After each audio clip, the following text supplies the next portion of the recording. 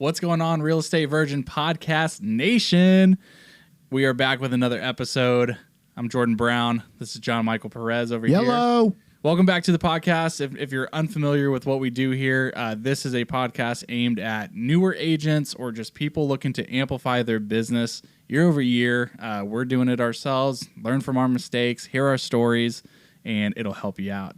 I think the difference between what we're doing and what other agents or what other podcasts are doing is we're really tangible.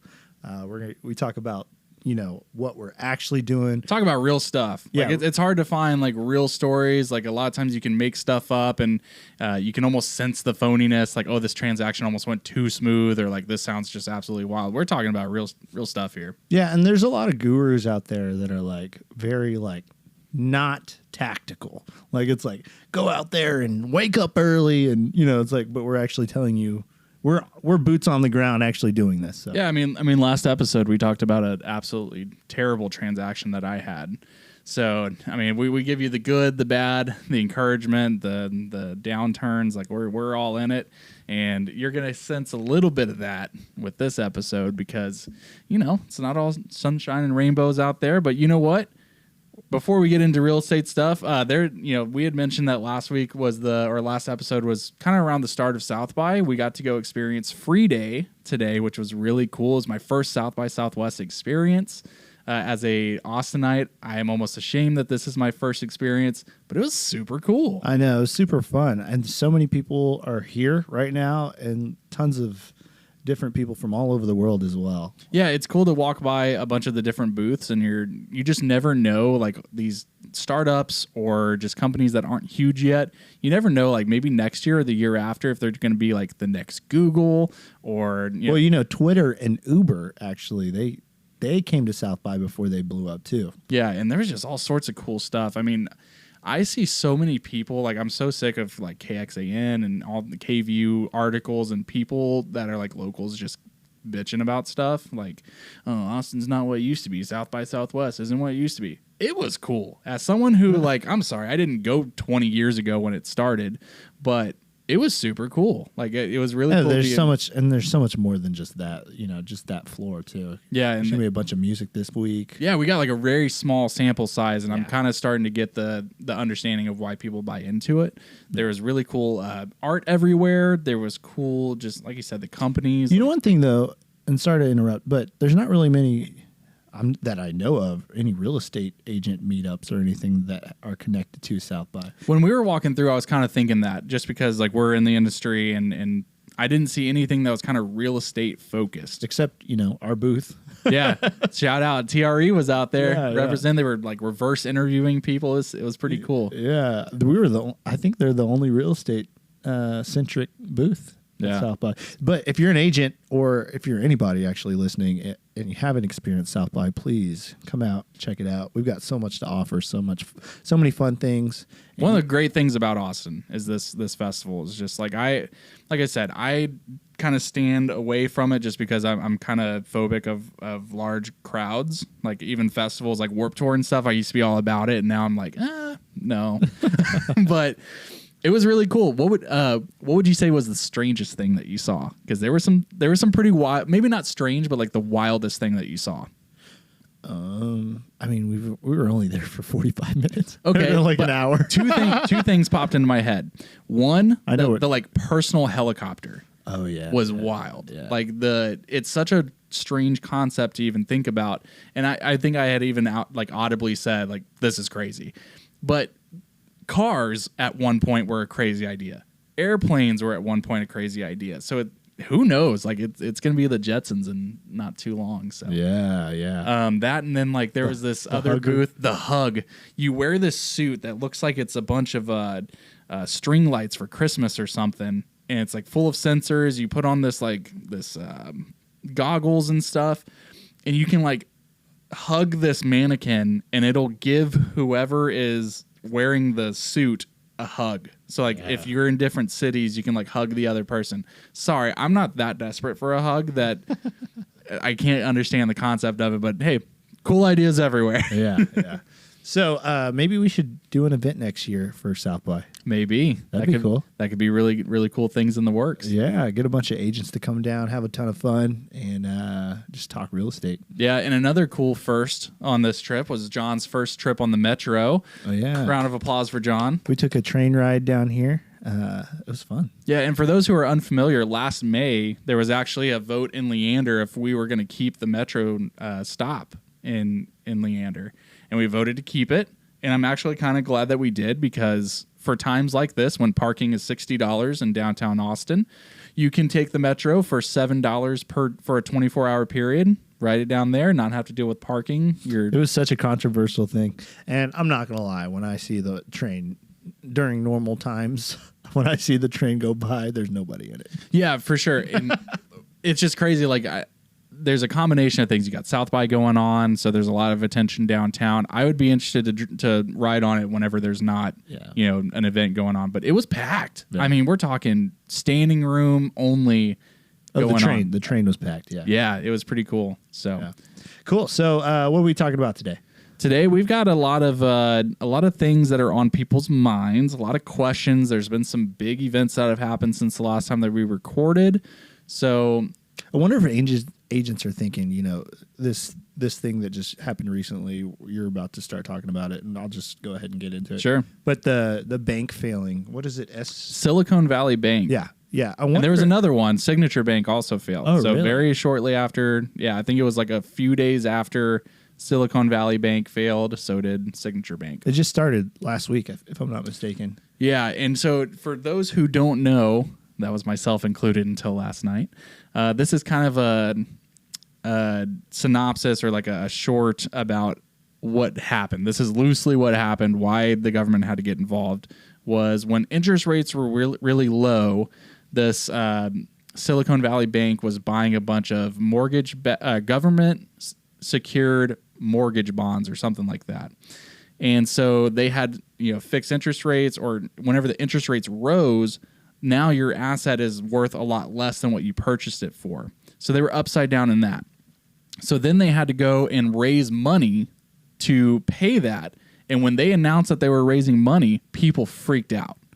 And so a bunch of people went to those banks and were needing to withdraw their money.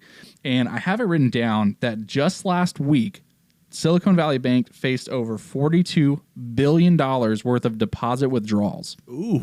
That's not a small number. I heard a lot of the people that have deposits there or have accounts there are young businesses. They're not mom and pop businesses. They're startup businesses. And and so a lot of these businesses, they have way more than $250,000, which is how much they're insured for. Yeah, through FDIC. Yeah, yep. And so somebody was saying, man, why do we have to be in a position where we're having to put, if a company has 2.5 million, they're going to have to put what, 250,000 in 10 different banks? Yeah, who knows? You're going to have to get creative with it. I know. Yeah, and it's in the name, right? Silicon Valley Bank, like that's who they were. The bank for it was like Silicon Valley, a bunch of startups, a bunch of tech companies. So some very high profile people. And so is there going to be a ripple effect into real estate? Dude, that's the question, right? And so we wanted to kind of talk about what that could look like. We mentioned that we give you the good, the bad, and the ugly over here. Like we're not unaware, we're not oblivious to what's going on out there. Interest rates are higher, which makes borrowing money a premium right now. And with this going on, I think it creates a distrust in the banking system, and it's so funny that the age that we live in, where the president goes on and says our banking system is just fine, and everyone sees that and goes, no, don't believe it. I don't believe it. So who knows? Like if people start withdrawing their money and they're holding on to it themselves instead of in financial institutions, because those financial institutions use that money to loan, like they use it for other things. They use it to give out loans and mortgages and things like that. So there could absolutely be a negative ripple effect here. You've got banks not being able to have the money to be able to lend anymore. You've got scared buyers, people holding on to their money. Well, here's the thing. I think this is my perspective on this whole thing. Silicon Valley Bank if a ton of people are pulling out their cash, and if they do take their cash out, they're going to have to put it somewhere, right? And so where do they, in my opinion, like one of the safest places to put your money might be in real estate. Could absolutely be. But there's other things like interest rates and stuff like that. Now, if I was a small business and I was like, I need to take my cash out or something like that, I would probably take that cash, put it into a ton of real estate, and then when interest rates go down again, values of properties go up, maybe that might be a good play. Yeah, I'm more of a skeptical kind of person where I can understand the person who's sitting there going, this is not, how bad is it going to get, right?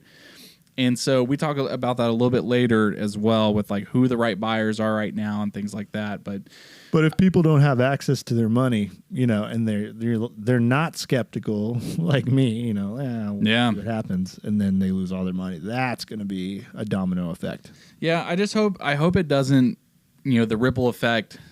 I hope it's a very small amount of people that get affected. And so what happens is like mass hysteria and chaos is what will absolutely rock this. Right now it's a very small level. Like the toilet paper effect. when people are like, there's not going to be any toilet paper. There was huge lines of toilet paper with people with toilet paper, and then they had to limit the toilet paper. No, that's exactly like very funny analogy, but that's pretty much what we're dealing with is like, and so people maybe with their money. Yeah, they're like, okay, you know what? If everybody's taking out their money, they're going to limit the amount of money that they can take out. And what's funny is if people just didn't panic and buy 10 things of toilet paper to begin with, we wouldn't have been in the bad situation.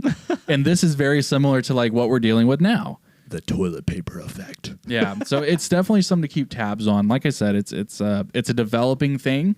One bank, it's the second largest bank to fail since 2008.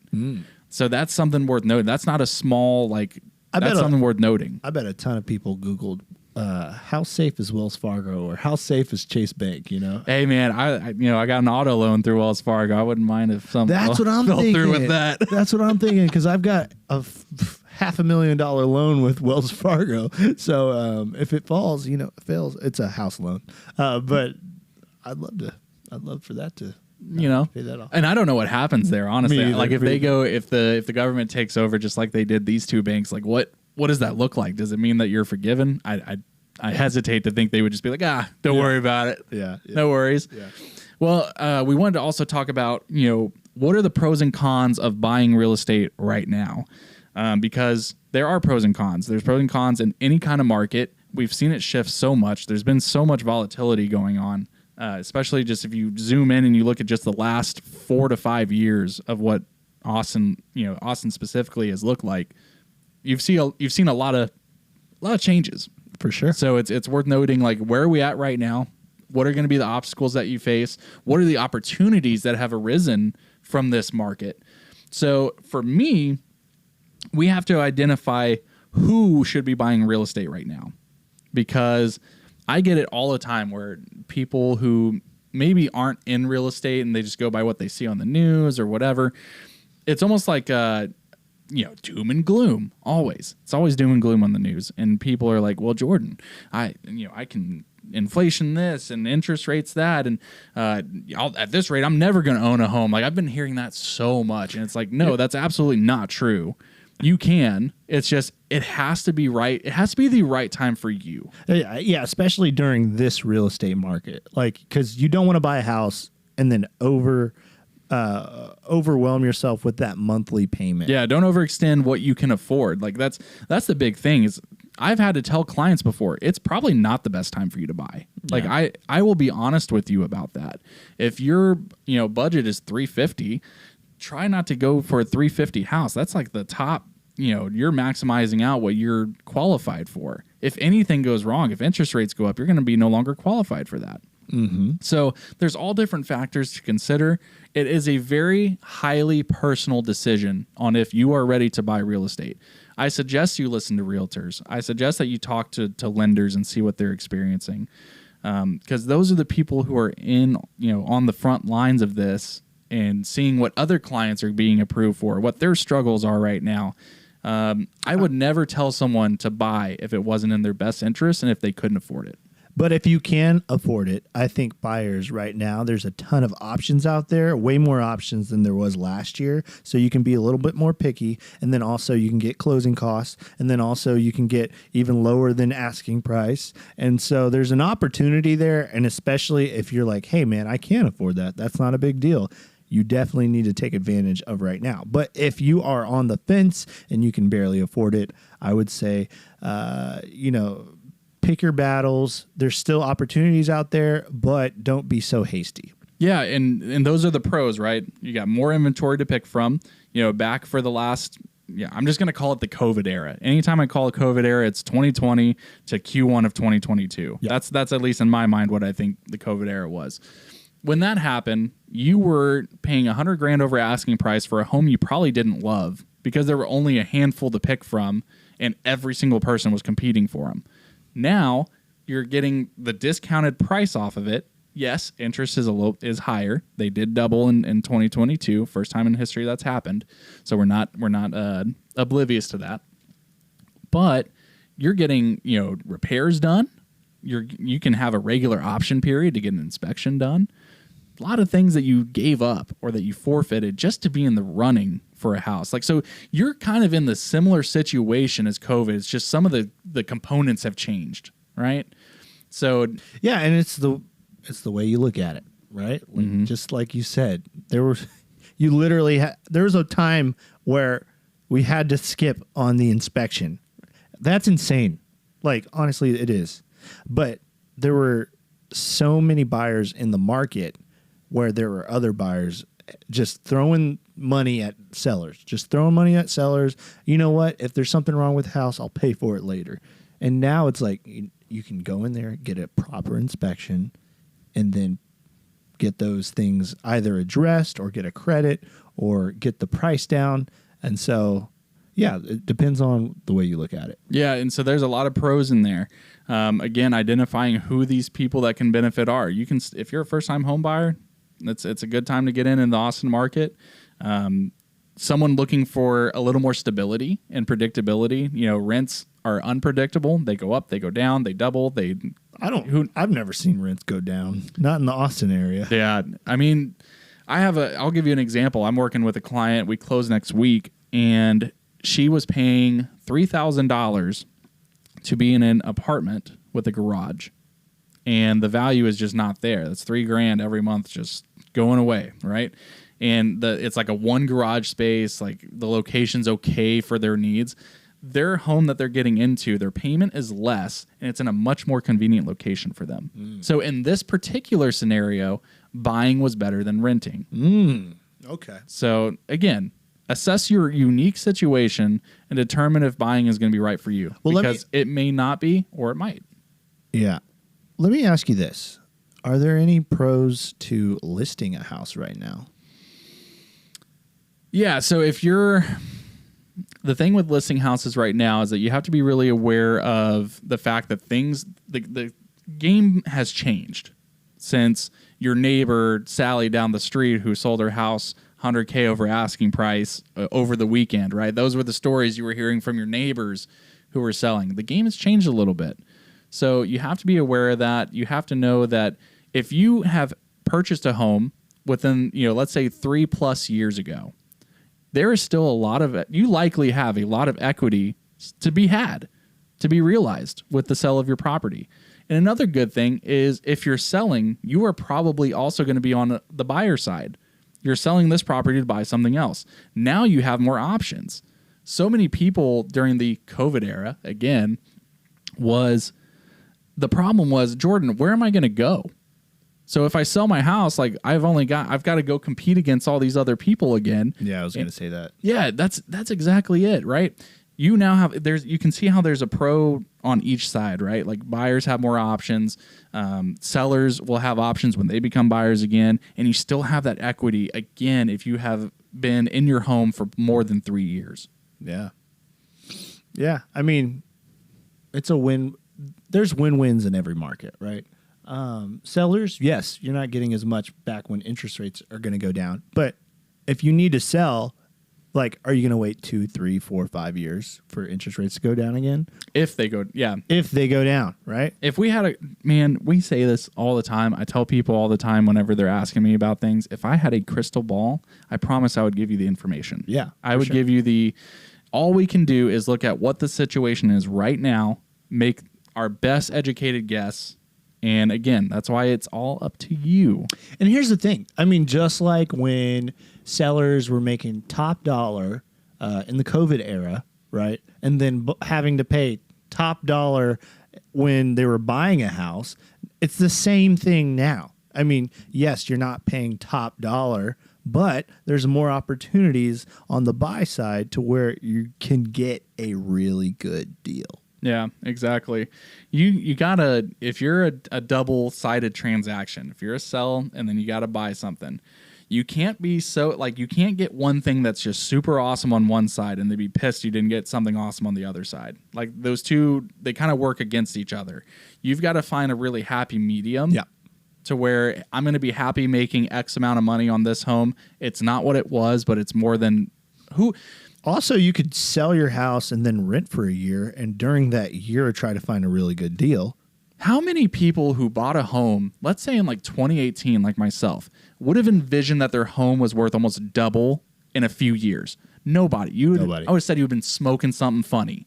Like, you have to come to grips with that you have equity. That's an insane amount that sometimes takes a lifetime to build up. And the thing is, the value of the dollar didn't double, right? Yeah.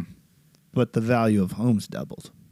Yeah. So think about that when it comes to an investment. Yeah, and that's another thing. We talked about who is the right buyers right now. Investors, I mean, if you got cash and you're looking to offload it into something a little more safe, deals are present now. I mean, even at our brokerage, we're seeing some really great deals come by our desk, and it's like very tempting. I mean, multifamily, single family, like there's so many options to get involved with it. Land, like buying land and holding. I would say the longer you plan to hold something, the more likely you're going to come out with some equity involved. For sure. I agree. I agree. Yeah. Cons of listing right now, interest rates are higher, which has eliminated a little bit of the buyer pool. So you're not going to get prices like COVID era.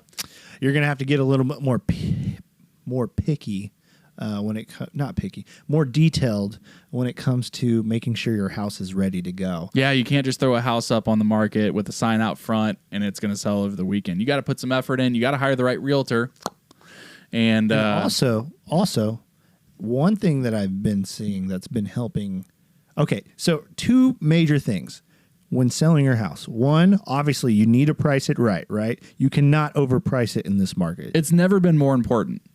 And two is you need to make sure the house looks really good when it comes to staging, right? You don't have to spend $1,500 on staging. It might be a good idea because you'll see it when it comes to getting the top dollar, as well as you're not having to wait so long for a top dollar offer. But especially in this market, staging might be a good idea. I can't stress it enough.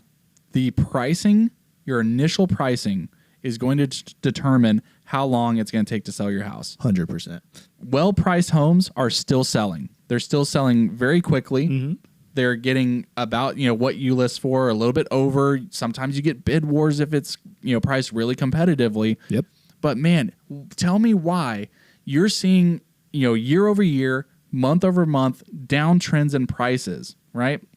We've talked about since the peak, we're down about 20%. That number, I mean, every day you see the MLS just like I do. When you log in, what do you see more of? Price decreases or pending sales? Price decreases. Yeah. You are still more likely to decrease the the price of your home than you are to get a contract. So you have to price accordingly. There's agents out there who are still telling or like not advising their clients that if you're going to ask for a record price in your neighborhood, that's bullshit. It's going to sit. Yeah. And then you're going to sit there and go, why is my home sitting for 90 days? I wonder. It's the price. It's always about price. That's it. It's about price and time. Yep. Those are the two things that you're working against. Having an agent that will tell you the hard truth that your home is not worth whatever this record number is, and if you want it to sell, that's hard truth.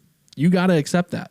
And buyers aren't stupid. They're going to look at comps. They're going to say, well, this house sold for $260. Why do you want $290? Of course. And why wouldn't you? Any good agent and any good buyer's agent right now is looking at this going, how good of a deal can I get on this house? Exactly. They're not sitting there going, I'm going to come out over the top 50 grand over asking price. I've got a lot of buyers that are pre-approved for $350, but they're like, hey, can I find a deal for that's worth $350 for $320? I literally just had a call before this, and the guy was like, no, we're not dropping it that much. But hey, there's deals out there. You just got to find them. Yeah, and who knows? Maybe that 30 grand is a little bit much, but maybe he comes back at 15 less, right? Like, you never know. There's deals to be had. Again, it's just all about price and timing. You got to get the two right. You have to be in tune with the market. Work with an agent who is that person that's in tune. Hey, I have a past client, actually, and this is a little tip for you guys. I have a past client that we just finally got pre-approved. I helped him buy his house down in South Austin, and he wants to live next to his brother. And he actually owns a venue here really close by. And so I sent him some properties like, man, I really want it to be like on the street. And so if you're an agent out there and you're like, man, okay, so how do I find a property that's off market, that's in that area? One thing that you can use is this tool called Remine. And on Remine, you can go to the map and it will show you the properties. It'll show you the owner. And sometimes I would say about 70 to 80% of the time, it'll show you the contact information of who owns those properties on that street. So this morning I spent about 45 minutes just sending out texts and emails saying, hey, I've got a client that wants to live next to his brother. And so hopefully we get some good news. Yeah, and you could also do like targeted marketing. You did like the golden letters, as you termed them, where it was, I have a buyer for this street or whatever. That's a really good option too. And Remine is free or at least with our subscription at ABOR. Yeah. So if you don't know that, if you're a subscriber to ABOR, when you log in and you see all those little squares of all the different apps and websites that you can utilize, it's called Remine. Really great for farming, getting contact information for homeowners. Yep. You can even Reagan from Austin Title even showed me that there's an option to be able to say, I want to look up people in this zip code that have been in their home at least 5 years. How much equity they have in the home? Exactly. They have at least $100 grand worth of equity. Yep. And that makes it to where your targeted marketing is so much more powerful because you kind of know what their situation is if they're on that list. Yep. I agree. That's a nugget right there. Y'all need to like star the if you like that nugget, like the post, like the video, and also, oh man, there was something else I was gonna say. Yeah, so look how that's gonna make you stand out as compared to other agents that are just gonna look at the MLS and say, oh, there's no houses in that area. Sorry, I can't help you. Yeah. Exactly. Yeah, because that's a possibility of going, oh, well, hey, like, sorry, I can't help you right now. There's nothing available versus I'm going to go find you this opportunity. Yep. And I'm going to get my sale because I worked for it. And guess what? There's an opportunity to get double commission if you tell the potential off-market property, hey, you know what? I'll cut you a small deal. So now you're getting 4 or 5% on the buy side. And then you're also selling the buyer's property as well. Yeah, and the way that you do that is if they don't have an agent, if you're the first person they're talking to, like, hey, I can make this really easy for you. I can represent you and the buyer. And I'll cut your fees. Yeah. Like, hey, give them a little kickback to give them more of a reason to sell, But when it comes to double-siding the deal, right? Yeah, if it's a possibility. Yeah. So that's super cool. Have you ever had a scenario where... This has happened to me multiple times where I have like potential clients, people in my CRM that are in my sphere or, my prospect pool. And I start doing really well and I'm posting things all the time about like closing properties or showing houses or whatever. And they start going, I could do that. Are you referring to that meme I posted yesterday? Maybe. Yeah. I mean, that's the thing is there's so many people out there that aren't doing that well in their life and they're reflecting on their own disabilities and their own things that they're lacking.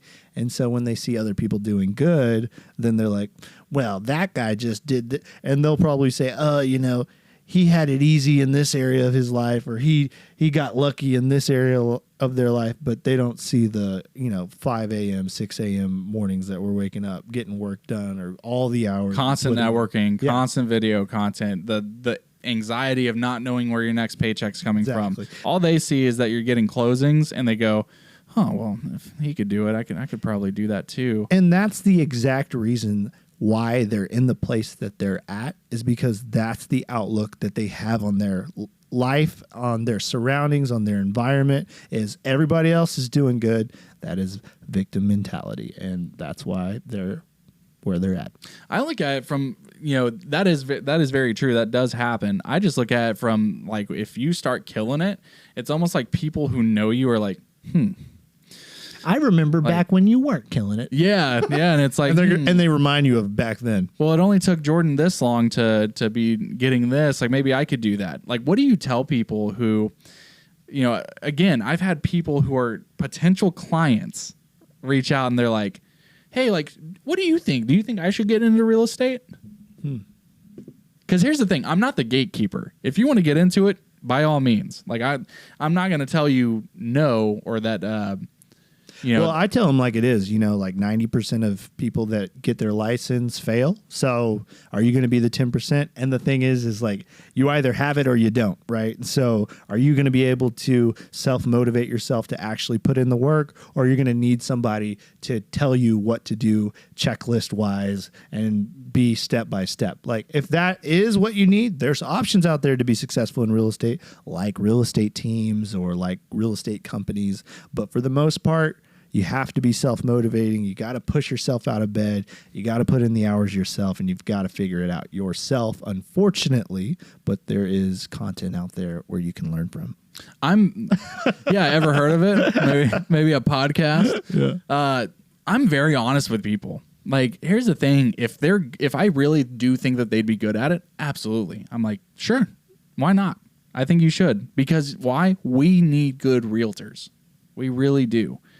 But I'm also going to tell you, if it was as easy as you probably think it is, or as HGTV makes it look like, or whatever has given you the impression that real estate could be easy for you, if it was that easy, there would be more than 4% of people selling, 4% of realtors in Austin selling a home every month. 4%. So that means 96% of agents aren't selling one house. Yes.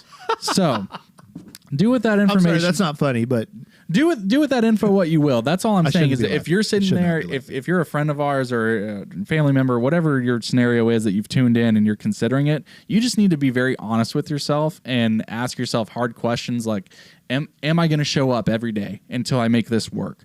Do I have a sphere of influence that I can farm, or of people that know, like, and trust me with possible real estate transactions? Because if you don't, it's going to be a lot harder to get there. I'm not saying it's impossible, but it's a lot harder. So have realistic expectations. I didn't sell a home for the first 6 months. I don't know how else to put it. I'm doing very well now. I didn't sell a home my first 6 months. Easily could have given up. Easy. Dude, me too. I didn't sell a home my first 6 months either. You were my first sell. Yeah. And it took me 5 or 6 years to get to the point where I made over $500,000 in 1 year. Yeah. 6 months. I could have given up. Like most people do. They give up.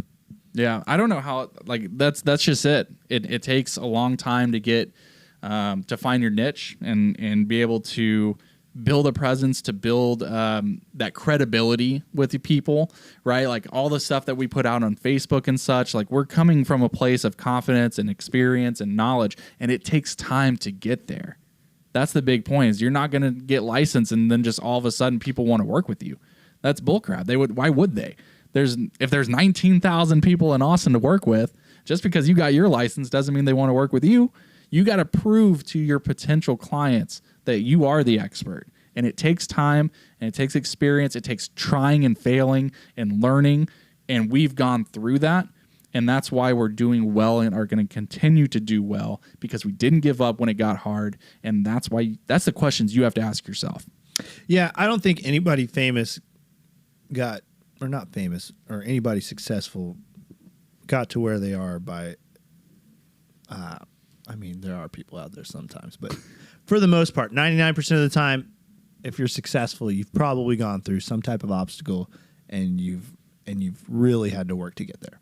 Exactly. Yeah, it wasn't because you were handed something or there was some magic, formula to get you famous or popular or successful. Like you do ask almost any successful person, they'll tell you about the struggle to get there. Mm-hmm. They don't tell you, man, overnight it was like I was successful. It was, I think about like Lil Nas X a little bit. Yeah. That for some reason that literally just popped into my head. He was literally like dropped out of college, was crowd surfing on his sister's couch, trying to make music and make it work. And because he didn't give up and he got creative and he stuck with it, and he blew up and became one of like the hottest artists of like a few years ago. It's wild. He was everywhere. So that's just a testament to you just can't give up. You gotta figure it out, because a lot of times the road to success is just overcoming obstacles. That's it. So okay, well, enough harping on that. Enough of the stern talk. We're sorry. Don't stop listening. Please come back. We're gonna go ahead and dive into, last week we talked about a really difficult client situation. I would love to know your feedback on maybe some pro tips with dealing with a tough client. Someone who's either rude to you or like maybe they're not responsive. Like we've all had different forms of difficult clients. Give me some of your pro tips. Okay, so there's a ton of different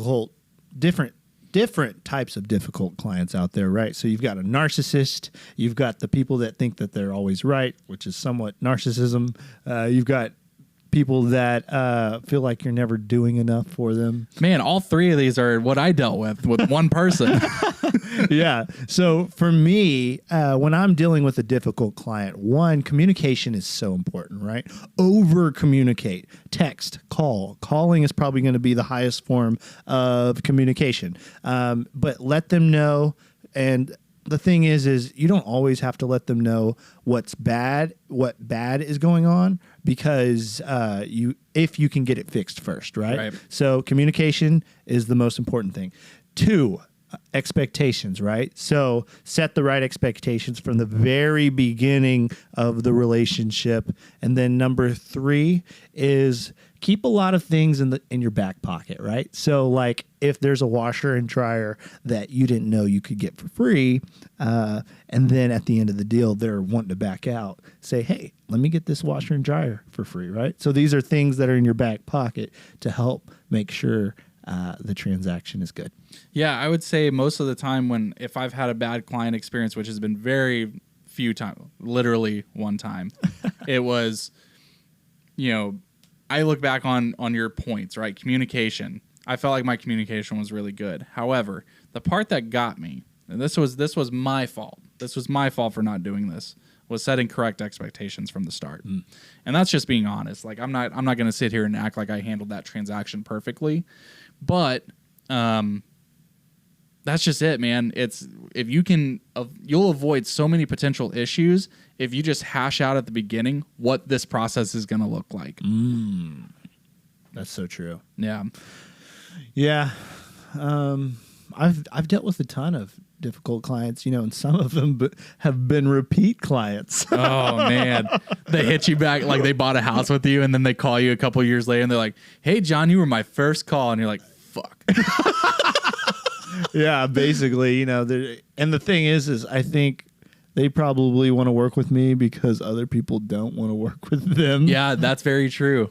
That's very true. I didn't even think of it that way. Yeah, and you were my first and only call. You're the only one that picked up. Yeah, they have them in their caller ID as like do not answer, blocked. Exactly. And like sometimes when I know I'm over giving value, I'm giving too much value, I do have to put my foot down, right? Like I do have to say, hey man, I've done this, I've done that, I've done this, and I can even get you this. But me giving you a portion of my commission after doing all that is not something I'm going to do. Yeah. How often would you say people ask for a portion of your commission? Not often. Yeah. Especially if I lead with value. Yeah, I always I've been asked one time in a listing if I would take a hit on my commission, and so just kind of off the cuff, I'd like to know when someone asks you to do that, what does that conversation look like for you? I'll go over kind of what I did to get around it. Someone asked me, hey, like we had this other person talk, say that they would do it for 1% less or 2% less, whatever it is. The way that I lead with value and confidence, it takes a confident person to pull this off. A massive amount of confidence. I tell them, look, I will not discount my commission. A couple reasons. We've talked about this before where discount realtors give discount service.